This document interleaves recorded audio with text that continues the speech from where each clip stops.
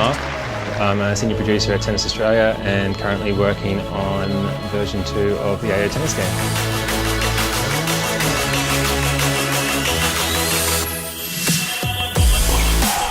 So we've been working with Big Ant on making sure that the venues in the game, Rod Laver Arena, Melbourne Arena, Margaret Court Arena, all look exactly like they do in real life. AO2 brings the full precinct of the Australian Open for the first time. We've given Big Ant designs to all the internal rooms, a press conference room, other press conferences rooms that they can use to build more authenticity into the game. We've actually added the entire Melbourne Park, so you've got the show courts, you've got Garden Square, everything that is happening during an Australian Open tournament, you get within the game. The access they give us, around Melbourne Park, we get to come down onto the courts, we get to really scope out what Melbourne Park is around the Open. It helps to create that overall authentic atmosphere to the game. They're always involved in making sure we've got the right uniforms, making sure we get approvals for all the players, coming down to the office, playing the game, giving us feedback, so it's been fantastic.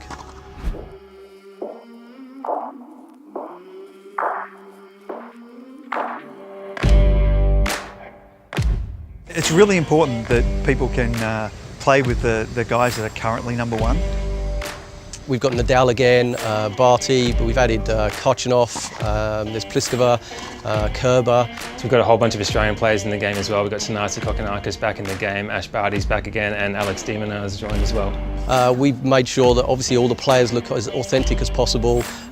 We've made sure that the grounds are as authentic as we can get them.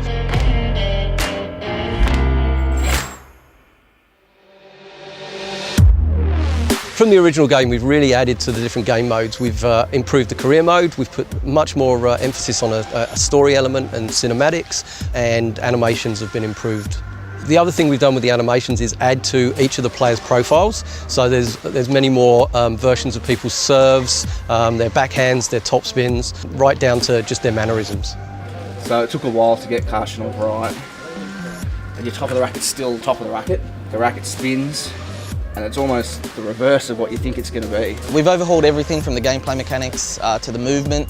We've introduced a new fabric system to emulate real cloth physics. It's all about that authentic atmosphere and realism.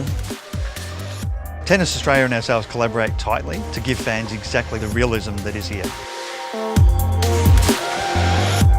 AO2 is our first foray into tennis games on Switch, which means you can play it on the go.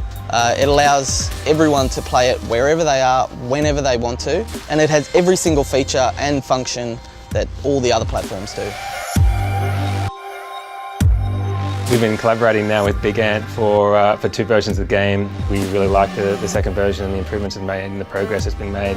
Some of the game modes in AO2 include an online system, career mode, the AO tournament itself, which plays around on all the courts, and also just a casual play where you can just play against your mate. I really feel that sports fans and tennis fans are going to get the most out of this. I think the key thing that people enjoy in AO2 is just the added realism we put into the game, and it's just like the Grand Slam itself, it's a lot of fun.